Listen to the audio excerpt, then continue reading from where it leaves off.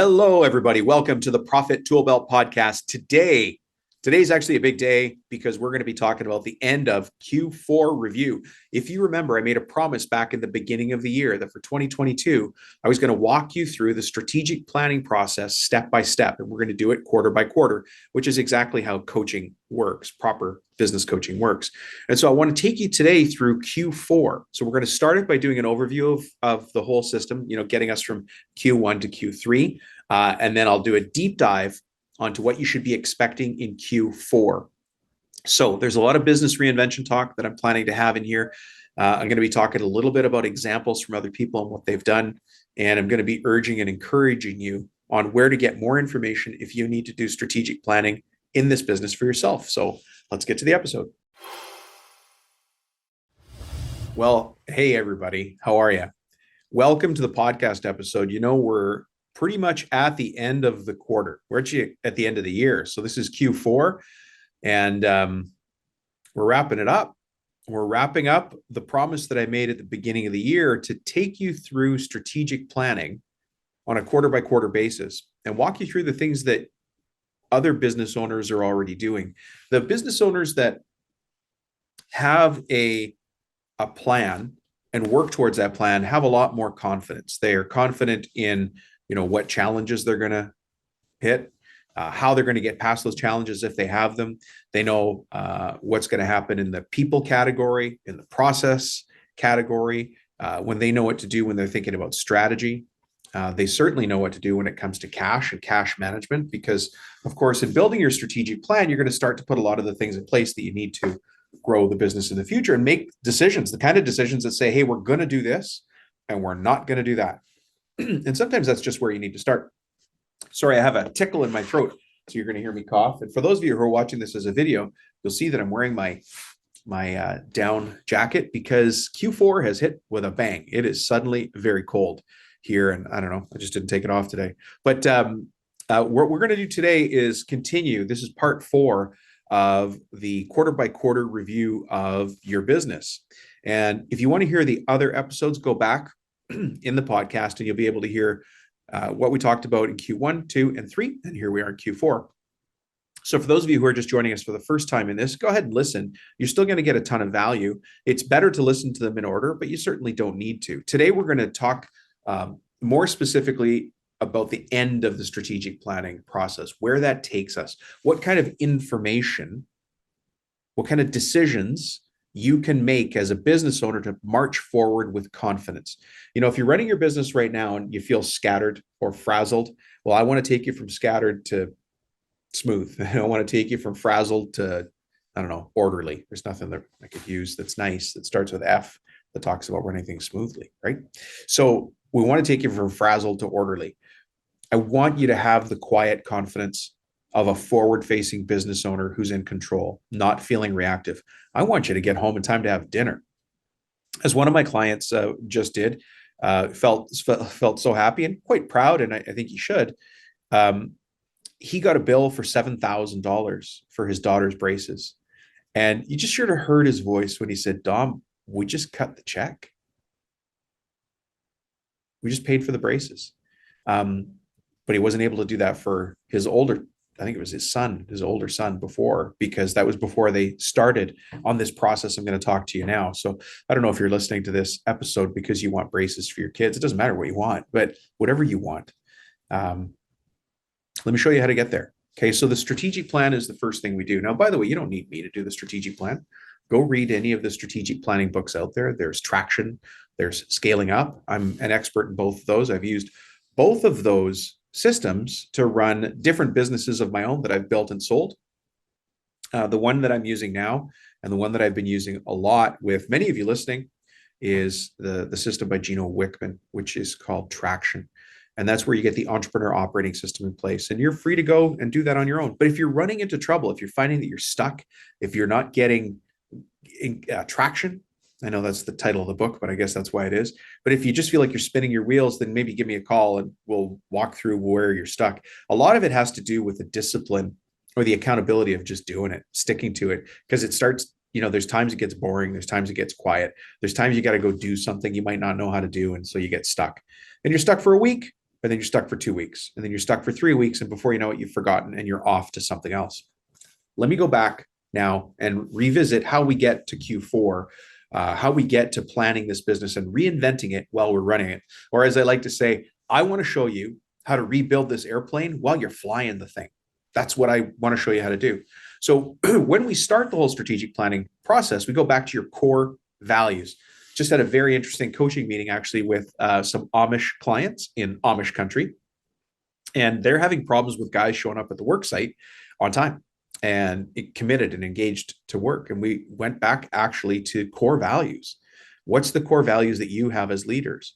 And did you put those core values in front of the team? And that became just a central rallying point for, hey, you know what, you're right. These are our core values. This is what we stand for. So one of the things that you do, at least with me, when you're building a strategic plan, is we go back and we identify your core values. Here's a test, by the way, for those of you who are still wondering about the whole strategic planning thing. And now you're wondering even more about core values because it sounds a little fruity. I get it. I don't care. I'm going to say it anyway. Core values are important. It's the glue that holds together everything else, right? So you know your core values are being, how do I say this? When you have a frustration with a person or a process or a system, and you can't describe what it is, but just deep in your guts, it's not right. This could be your business partner. This could be a family member who's working with you or for you. This could be an employee. This could be your best technician or your foreman. There's probably a values problem going on. And, in my coaching language, I would say we have a values alignment issue. I try not to talk fancy like that, but we have a values alignment issue. I actually happen to have one of my clients' strategic plans in front of me as I'm doing this for reference. And here are the values that he came up with that are important to him and his company: positive, energetic, hardworking, craftsman. We do high quality work, detailed and detail oriented. We focus on what matters. And I want the cleanest, most organized shop. Now, what I don't see on here is anything about his faith, about family or fitness, and that's okay. This happened to be the first time that he went through the cycle of doing a strategic plan. Every time you do it, you get a bit better. It's the same thing with you and me. Every time we do something, we get a little bit better at it, right? Anyway, so we start with core values. Then we think about our core focus. Okay, so core focus, and remember, I'm going a little bit fast here, but I want you to think right now about what's the focus of your business. Is your business just day to day floating along? Oh, we've got this project. We're doing the Hernandez project, blah, blah, blah. Now it's done. And now we've got the Smith project. And maybe now we're doing a restaurant build out. We're doing all the tables and I don't know, the sofas or something, I don't know, whatever you're building. Or maybe you're doing something electrical or HVAC, but that project just floats in and out of your consciousness. It just goes by. It's because you're not running the business on purpose. Now, don't be offended. I don't mean to offend you. I'm trying to show you a different way to run the business on purpose, where you've downloaded your goals on paper, and now our job is to go meet those goals. So we think about what your core focus is, right? Again, going fast here. Once we understand your core focus, then we start to think about who's your ideal customer, who's your perfect customer. Now, some of you are laughing. You're like, hey, Rubino, my perfect customer is one that pays me. Yeah, that's one good measurement. But who is your perfect customer? Quite often I hear people in the trades saying to me, Dom, we're very proud. We've been able to build this business 100% on referrals and word of mouth because we're that good. And you are that good. Referrals and word of mouth are fantastic. That is also described by me when I make my notes. You say, Dom, we do referrals and word of mouth. And I write in my book, hope and a prayer. It's just a hope and a prayer because I can't do anything to get more referrals. I can't do anything to drive more word of mouth. I can wait for Thanksgiving or the big football game for somebody to say, hey, that extension on your house looks really nice. Who did it? But that's pretty loosey-goosey. I can't go drive more business because of that. And so we need to get proactive. Again, running the business on purpose, get proactive, get to that place where I'm pulling the levers. I'm pushing the buttons. I know what my conversion rates are. I know what the numbers are in the business. And if I need to make something happen in the business, I know exactly what to do to change that. And so when we think about our ideal customer, you have to think your ideal customer looks a certain way. And we don't all have the same perfect customer. For some of you, It's going to be commercial work. For some of you, it's institutional work. For some of you, it's residential work. For some of you, it's new residential work. For some of you, it's renovations, residential work. What matters is what matters to you. You want your work to line up with how your guys are trained and skilled and how it lines up for the tooling and equipment we've got. And we also need to line that up again with our profits and profitability. Are you getting the best jobs from the best customers in the best neighborhoods? Many of you have heard of George. George was a house painter I worked with. Working with him, he was doing really small homes, really good at exterior repaint, did interiors. He did whatever job he could at the beginning, but he realized after working with me that exterior repaints in really, really nice areas was the way to go. And so a normal job for him would have been $2,500. And he was used to selling to people who lived in the same kind of house as him. And so through the coaching and understanding his core focus and his values, we actually turned his vision around, like physically turned his mind around and said, hey, what about that neighborhood over there? And now he's working in way nicer neighborhoods with far larger jobs. His average job now, I'd have to look at my notes, but somewhere around $8,000 to paint an exterior. But actually his best joke is, Dom, you know why I like working in the better neighborhoods is because nobody steals my tools out of the truck here. But who's your ideal customer? How does it line up with who you are and what you do? You have to understand that because everything else that we're going to talk about now is built on, do you have the right customer? If not, well, I can show you how to go get it. You can figure out how to go get it. Let's go get it. Let's go get the right customer because we can get that customer if we aim at the right customer. But if we're just living on a hope and a prayer, oh yeah, Dom, word of mouth and referrals brings me all of my business. Well, I appreciate that. It means you're doing a great job. You probably wouldn't be listening to this podcast unless you were doing the kind of quality where people talked about you in good terms. But it's very difficult to go turn that around and make that more business. We got to make that more business. And I'll show you how to do that. Anyways, after we've got your core values, after we've got your core focus, we then do the 3-year picture. What does the 3 years look like in your company? Now, you might think that, oh, Dom, that's kind of fuzzy. If you think that's fuzzy, it gets informed by the 10-year picture. But I'm not even going to get into that today because that's a special exercise on its own.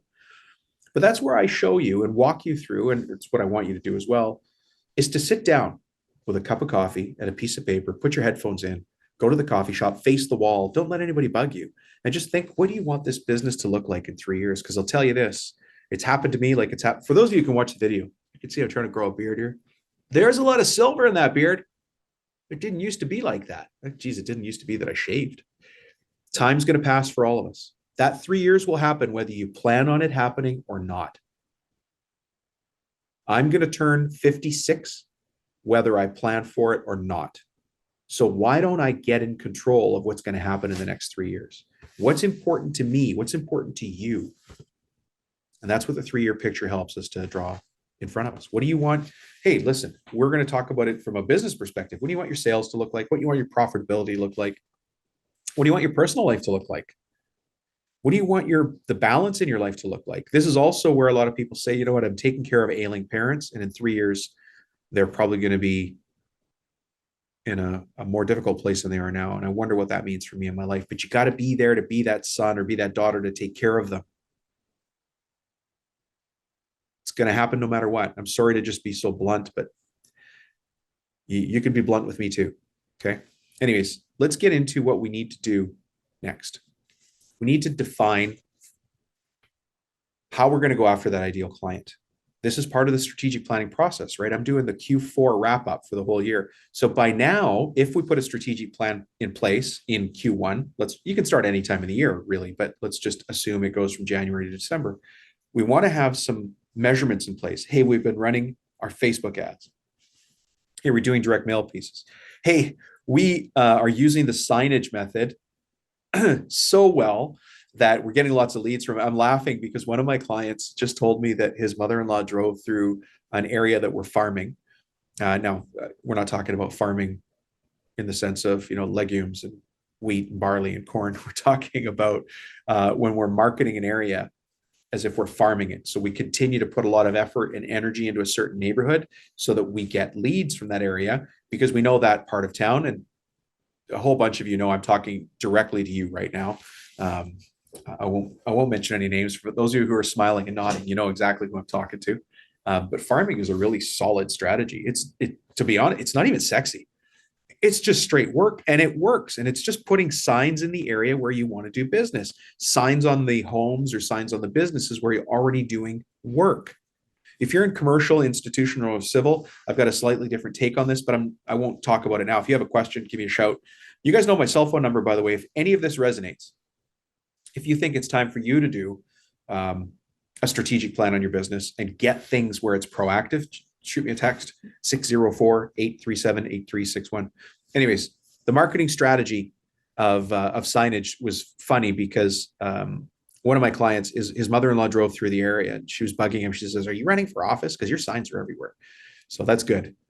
People are seeing it. And that just means you're going to get leads from that area. The right customers in the right places doing the right kind of jobs that are lined up for how your crew is ready to work and the kind of tooling that you have in your company, right? So let's leave it at that. Now we're into what we're going to do next. So we've done all this stuff. It's all over the place. You're like, "Dom, where's the coaching come in?" Well, that was it. No, here's what we do next. Now we say, okay, listen, we've understood who we are as a company. We did our values, we did our focus. We understand who our perfect customer is. We did the ideal client exercise. We know how to get the client. We did our marketing exercise. Now we have to talk about how we're going to go after them. So we've set our goals for 3 years and for 10 years. And now I say, okay, listen, that's all very nice. And here it is on the table. Given what we just talked about, what do we have to do in a year, in 12 months? So everybody takes off their hat, they scratch their head and like, okay, well, listen, if we're going to do those things, here's what we need to do this year. We need to change this software. We need to know our overheads. We need to change the way we do our estimates. We have to increase our advertising to the right kind of customers. We have to hire some new people. We have to get rid of some people. We have to train some people better. Whatever it is, you write that down on a list. And I help you exhaust the heck out of that list, because the best thing we can do is make that 1 year goal list a little too big. And that's all fine. But what we're going to find out there is we've set ourselves goals for sales. You're going to proactively know your sales. You're not going to know your sales like most people do 3 months after year-end taxes are filed, when your accountant reports it back to you. You're going to know your sales as you go.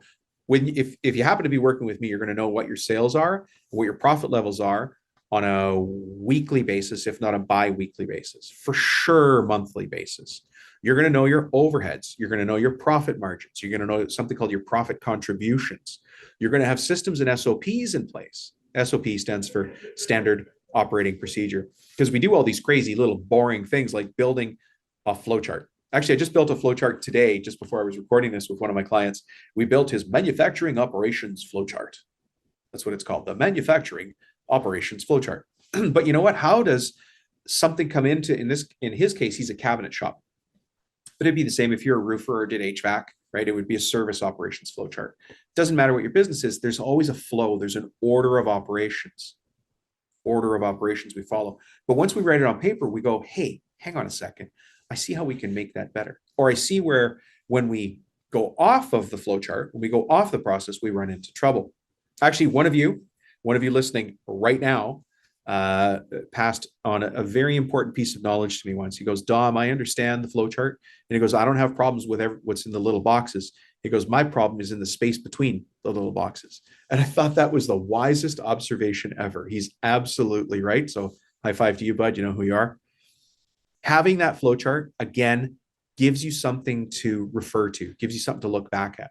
The client that I was just working with today, who built the manufacturing operations flowchart, here's what we did. I said, go print that on a PowerPoint page, because you can do some interesting art on PowerPoint. Very simple, right? Easier than doing it on a Word document or Excel. And print it, and then put it everywhere in the shop. Put it above the urinal. Put it in the lunchroom. Put it above the CNC in his case, right? If you run a roofing company, have it in the truck. Have it at the warehouse before everybody leaves. It doesn't matter, but have it there so you can all refer to it. Now, are people going to ignore it? Absolutely. They're going to ignore it. Why would they pay any attention to it? Unless you and I bring attention to it. And it's all part of the mix. It's all part of the mix. You know, if you look behind the counter at a Wendy's or a McDonald's or, I think I saw this recently at a Dairy Queen. If you look behind the counter, they have a visual for how to put together a hamburger. Yeah, the next time you're in one of those places, and listen, that's not the high point of my pride being in a fast food place. I was there with the kids, but if you look there and you see that they've got a little picture that says, this is how we make our Whopper or whatever it is, the bottom bun, and then whatever's whatever to whatever. And it's all pictures because that's their manufacturing operations flowchart. It just makes sense when you look at that. Somebody could look at that and say, okay, bottom bun looks like a little round rectangle. Then I put lettuce, and then I put this, and then I put that. Oh, and then I put the other little bun in the middle, and then there you go. Manufacturing operations flowchart. I just can't come up with a better name. The Whopper burger maker system. How do you make things in your business? How do you make what you make, repair what you repair, install what you install, service what you service? That's the key elements of running this business on systems. So there's, say it with me, but take a deep breath. Predictability. This whole thing is an exercise in getting you so where you can be predictable in your business. So you have clarity and focus. That's all we want to get for you. Anyways, the 1-year plan list is going to be pretty long. And then you look at it and you go, wow, Rubino, that was a pretty cool exercise. I think I know what I need to do this year. And I say, just cool your jets for a second. Hang on. We're not done. We're going to take that 1-year plan and we're going to squeeze it. And when we squeeze it, you know what pops out? The plan for Q4. What do we need to do in the next 3 months? And it's easy to prioritize once we know what we need to do in a year, measured against what we need to do in 3 years, measured against what we need to do in 10 years, measured against our ideal customer, measured against our core focus, measured against our values. You see, this whole randomness of running a business doesn't have to be random. There's a system. Just got to follow the system. And now it becomes easy to run a business, easy to run multiple businesses if you want. Just each of them has to have its own strategic plan.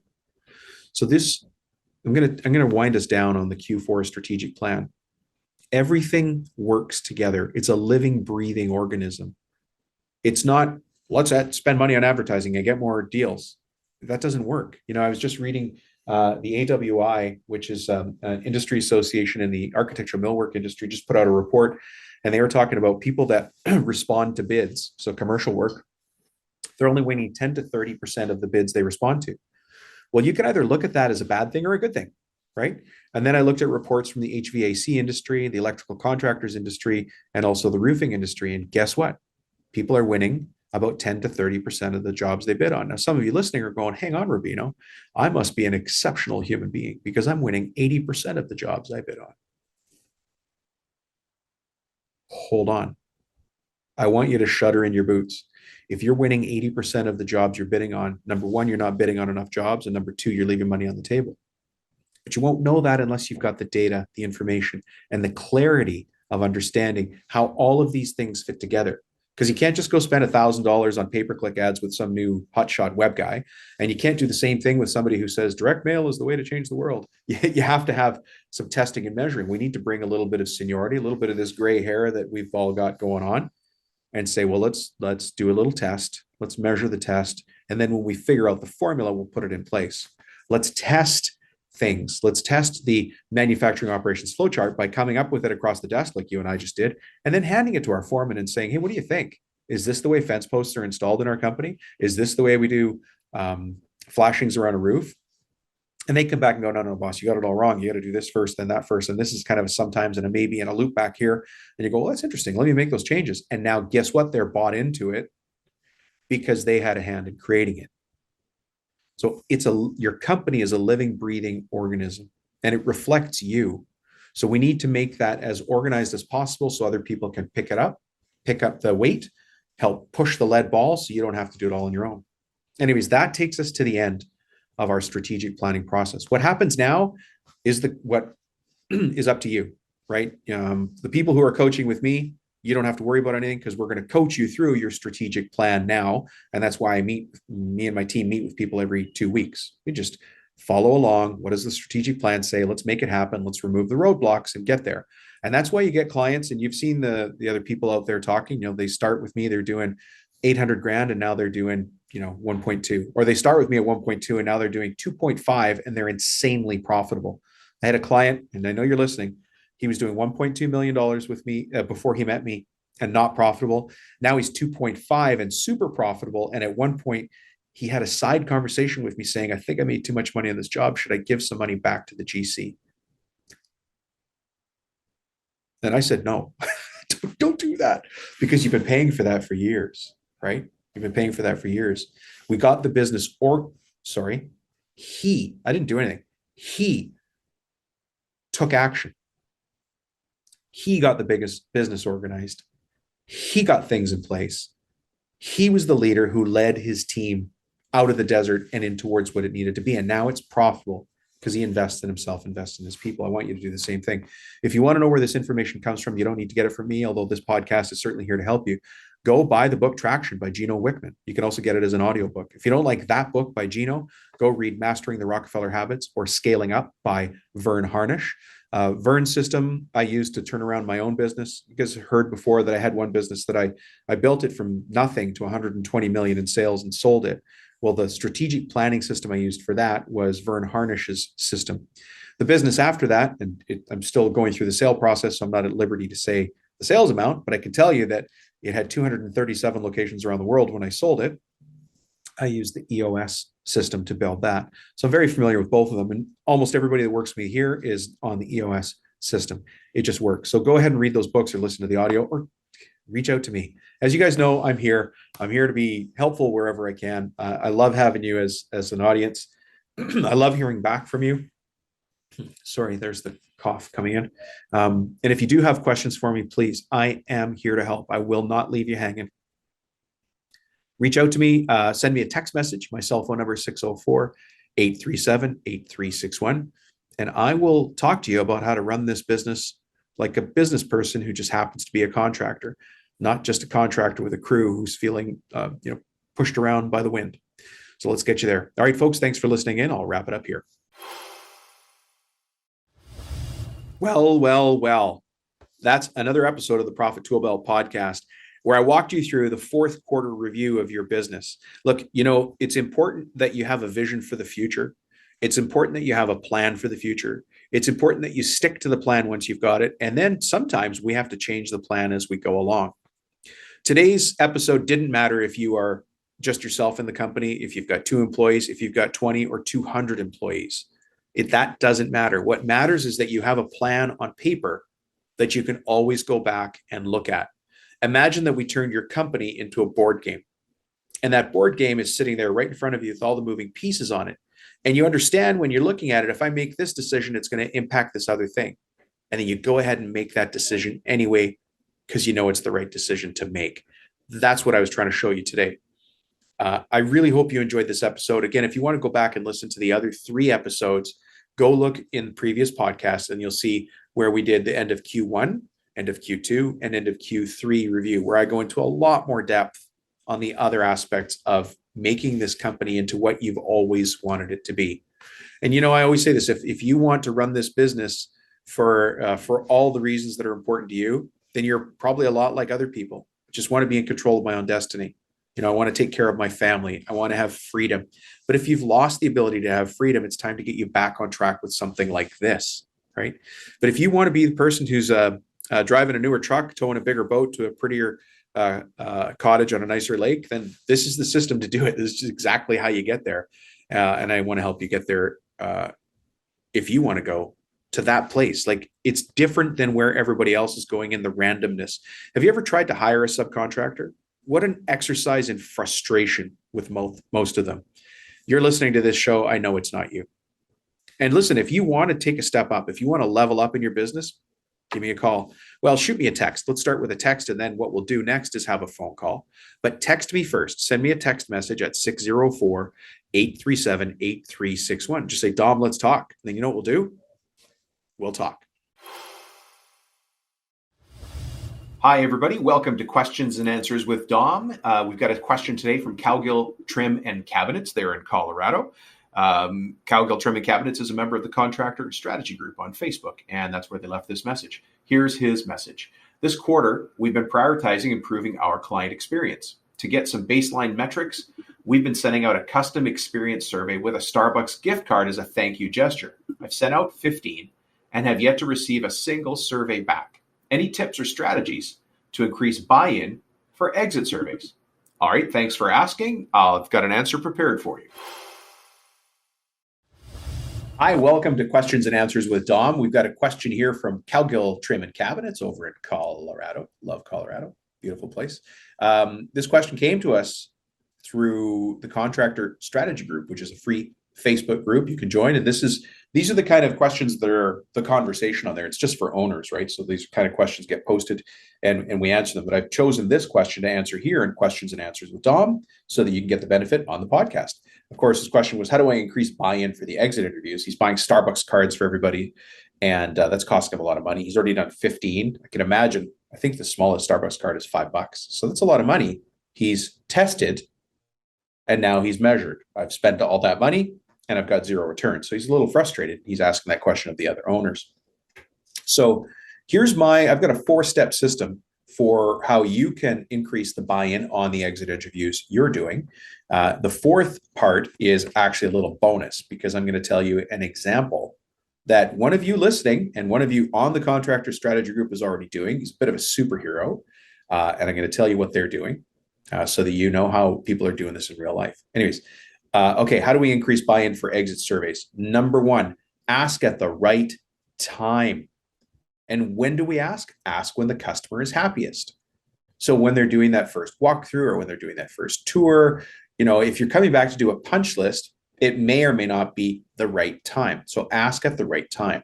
That's item number one. Item number two, get that exit interview or testimonial or Yelp review, whatever you need, get it now. Don't wait 2 months, 3 months, 6 months. Especially for those of you in the renovations world or the cabinetry world where you're waiting for appliances to show up, even though the appliances are 6 months late, you renovated the kitchen, the kitchen's ready. It's now, whatever month, let's just say it's December. They're ready for Christmas, but the appliances aren't there. So they got this 48-inch appliance, and it's kind of the right appliance, but it's not really right. And now they have to wait another 9 or 10 months for the real appliance to show up. They're not going to be happy with you through no fault of your own. It's the appliances, right? There's a problem with global supply and shipping, but get your testimonials as soon as you can. And that means get it now. Don't wait because things are just going to fester and we don't want them to fester. One of the things that I've heard people do, and I actually learned this from the HVAC industry. Recently, I was in Atlanta, Georgia. How many Atlantas are there? I was in Atlanta. Speaking at an HVAC conference, heating, ventilation, air conditioning conference. And one of the things that one of the speakers there does, he runs a company called Moon Air. He's got his website and QR code. QR code is that really weird square with a bunch of weird squares inside it. And if you take a picture with your phone, it takes you to a website. Well, he's got that on the back of a clipboard of his installers, of his HVAC technicians. And while they're in front of the customer, they're like, hey, we just took care of this, this, and that for you. Would you mind leaving a review? And he's got a little script that he takes them through. Now, this script came from a company called The New Flat Rate, which is a menu pricing software for the HVAC industry. Matt is the trainer there, and this is what he said. This is the script. Hi, can I ask you for a 5-star review? My boss is going to check. Now, before you do that, if you want to leave me a 3 or a 4-star review, please tell me what to fix and I'll do it now. But that 5-star review is important to me and my family. And then he holds up the clipboard with the QR code on the back and asks for the review, because what the person's going to do is review the tech, not the company. So even if they're mad at the company, they're not going to be mad at the tech. We hope, right? But you want to get that review now. Now, if you don't have a QR code, have an iPad or have some mobile device that you're already logged into that you can hand them so they can do that for you, and ask for that review right there on the spot. That's how you get positive reviews. You have to ask for them. If that's a little bit out of your comfort zone, I understand that, but you're going to feel the pain either way. You're going to feel the pain of asking, or you're going to feel the pain of not having the reviews. You just choose your pain. That's like so many things in life. You get to choose your pain. And that's the pain you're going to choose. All right, let me give you the bonus. This comes from a really very wise and smart and driven professional who we are very fortunate to have with us in the community. His name is Al. He and his wife run 1010 Kitchens. They are members of the Contractor Strategy Group. And one of the things that they do is they go beyond the review and they get a picture of people standing in a fully finished kitchen.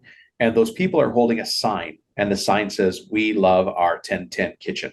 And it's actually, "We heart our 1010 kitchen." It's a nice big, I think it's a Coroplast sign. It's like one of those plastic signs. But he's got a picture of a real couple in a real kitchen standing in front of it saying, "We love our 1010 kitchen." Now, catch what he's doing here. He's a kitchen and bath renovator. He's not taking pictures of the cabinets, which 99% of us do. Right. And listen, for roofers, you might have to do something else. For HVAC, do something else. Obviously choose your industry. But let's talk about renovators and kitchen cabinet people for a second, just as an example of how you do this. He's not focusing on the cabinets. He's focusing on the people. Because who's he going to sell to next? He's going to sell to people. He's not going to sell to a kitchen. He's going to sell to the people who have the kitchen. And there's something that Alan Barr found very interesting. They found this out because they're smart marketers. They look at their numbers. They found out that a picture that includes a dog or a cat along with the owners gets clicked more than the other ones. Those of you who have dogs and cats that you love, your fur babies, as you call them, you'll understand. But that gets engagement. So now maybe you don't have the testimonial, maybe you don't have the Yelp review or the Houzz review or wherever you get you're aiming to get your reviews, but we do have the picture of an actual happy, satisfied customer. And so now when somebody comes to your website, they're like, "Oh my gosh, look at all these people who are happy with their 1010 kitchen." And so I take my hat off, I bow to Al and Barb for that. And I hope you appreciate that tip. Cowgill Trim and Cabinets, thank you very much for leaving that question and for us to be able to answer it here. If you have a question that's really grinding at you, that's frustrating you, that's making you angry, that's making you sad, that's making you wonder, leave your question here and I'll answer it in Questions and Answers with Dom. All you do is you go to speakpipe.com/ask Dom. You just hit one single button on the screen and it records it and it automatically sends it to me. It is dead easy, like really easy. So just do that. And then I'm happy to answer your question here on the show. Thanks very much.